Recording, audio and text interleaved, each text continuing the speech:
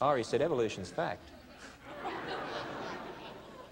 Now, what we have to realise is no scientist knows everything. And therefore, we can never be sure we're going to come to the right conclusion about anything. However, I have a book called the Bible. And the Bible claims to be the Word of God who knows everything. And therefore, I realise as a Christian, all of my thinking must be built on what it says. In other words, I can't just add my thinking to the Bible. The Bible has to be the basis for the whole of my thinking. And I must bring all of what I think in subjection to the one who owns me, who knows everything. You know, one of the sad aspects I see of this whole philosophy, that everyone has a right to his own opinion, because that's what's permeating our society, that's what's coming through our public education system, is the way in which it's rubbed off on the church. When you're talking about issues like abortion, homosexuality, women's role in the church and so on, you often go along to churches and people have lots of different opinions. Let's sum up all these opinions. How many times do we hear people saying, hang on, God owns us, He sets the rules, His word is infallible, He's the one that knows everything, let's start with what He says and let's build our whole thinking in this area on that basis. You know, it's very sad that this whole philosophy of everyone has a right to their own opinion so permeates our society and even our churches. And we need to really understand the right way to think. You know, there was a group in Australia started up once called Toleration. They wanted to promote a tolerance of all religious ways, beliefs and doctrines.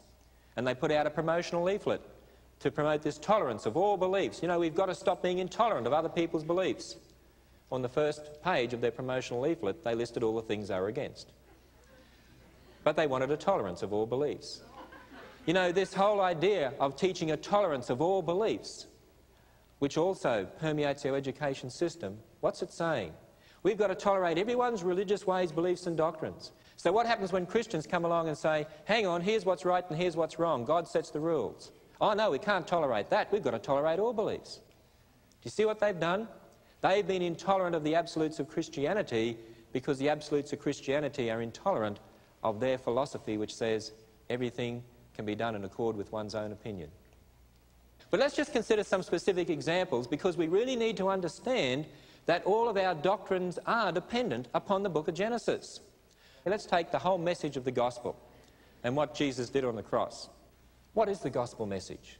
Well, when you read 1 Corinthians 15, which is the definition passage of the gospel, it tells us about the fact of Jesus Christ being crucified, raised from the dead. But then Paul asks the question, but if people don't believe in the resurrection, what does he do? He goes right back to the book of Genesis. Why?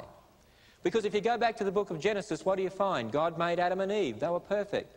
They had a special position relation with God. God gave them a choice, so to speak. They rebelled against God. That rebellion's called sin. You know, here's a very important aspect for us to understand. Extremely important. As a result of man's actions came sin. As a result of sin came death. Romans 5:12 teaches that. 1 Corinthians 15 teaches that. Genesis 3:23 teaches that, and so it goes on. Physical death came only after man sinned. Think about it. The Bible tells us without the shedding of blood there can be no remission of sin. God required the shedding of blood for the remission of sin. When God first made the animals, the Bible tells us they were vegetarian. We were created to be vegetarian. We weren't told we could eat meat until after Noah's flood. Before that time, we were vegetarian. We were created to be vegetarian originally because the whole world was perfect. There was no death. In fact, doesn't the Bible teach us one day there's going to be a restoration of all things? This world will be restored. It means put back to what it used to be. And what's the description of the restoration? The lion and the lamb and the wolf will be there and eat straw like an ox, and a little child, no death, no suffering. That doesn't sound like today's world, does it? But it sounds like the description in Genesis. You know, why did God send death into the world? Many people are frightened of death. Many non-Christians say, oh, God can't be a God of love. Look at all the death in the world. You know, the very reason for death is because God is a God of love. Why do we say that? In fact, as Christians, we should praise God for death. When man rebelled against God, he would have been cut off from God for eternity. The final effect of sin would have been eternal separation from God. But God didn't want that. He wanted us to spend eternity with Him. So He placed upon us the curse of death, so He had to die. Then He came in the person of Jesus Christ, the perfect sinless Son of God, who suffered the same curse of death on a cross. He was raised from the dead, so those who trust in Him as Lord and Saviour can spend eternity with Him. Isn't that a tremendous message? The message of Christianity. Do you realise if death and bloodshed existed before man sinned, you've really destroyed the whole foundations of the gospel message? God brought in death and bloodshed as a means by which man could be delivered from sin and its final effect. And yet if you believe in evolution, as so many Christians do, look at today's world. Well, if it's an evolutionary world, it's gone on for millions of years. It'll go on for millions of years into the future. You're not looking at an evolutionary world. The Bible tells us you're looking at a cursed world. If you believe in evolution, what's sin done to the world? If death has always been here, then death is nothing special, and I believe that Christians who believe in evolution, and I'm not saying they're not Christians, but I believe they should seriously consider the fact that they're really undermining the whole basis of the message of the cross, and that's a very serious thing indeed. And the whole basis of the message of the restoration. What are we going to be restored to? Death and struggle over millions of years? You know, the whole concept of struggle and survival of the fittest and so on is totally opposite to the nature of God anyway. He defined his creation as good. To understand why Jesus died on a cross, we have to go back to the book of Genesis to see where sin came from, where death came from.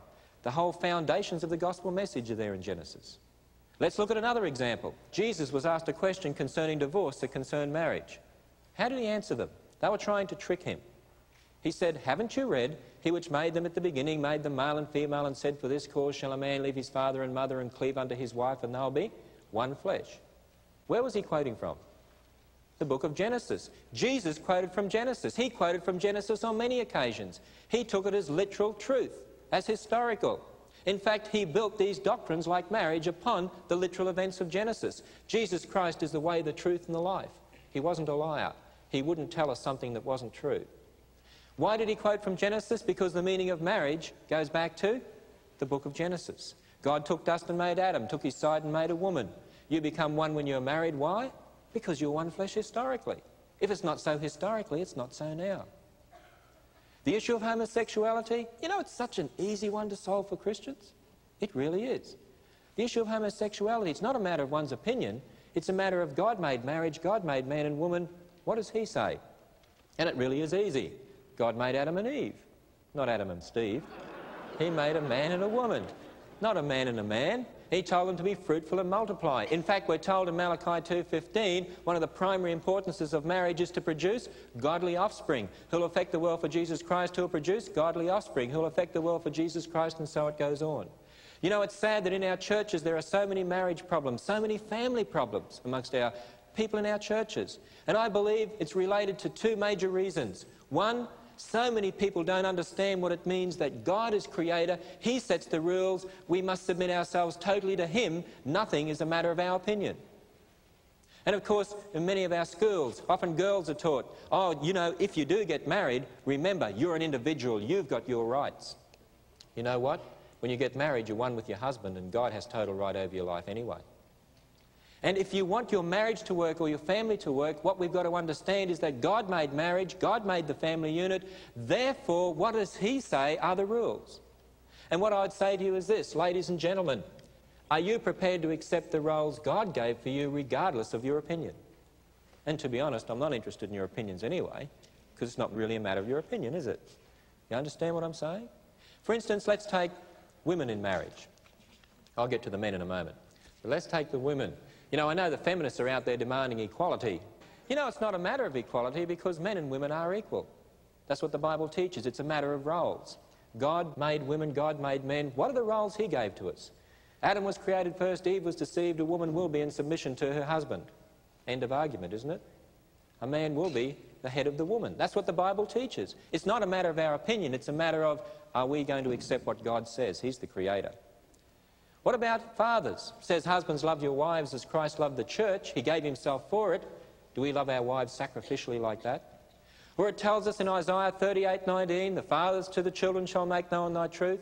Proverbs 1:8, hear the instruction of your father, forsake not the law of your mother. Genesis 18:19, a father complimented for the way he trained his children. Who's to be head of the house? Spiritual head. Fathers.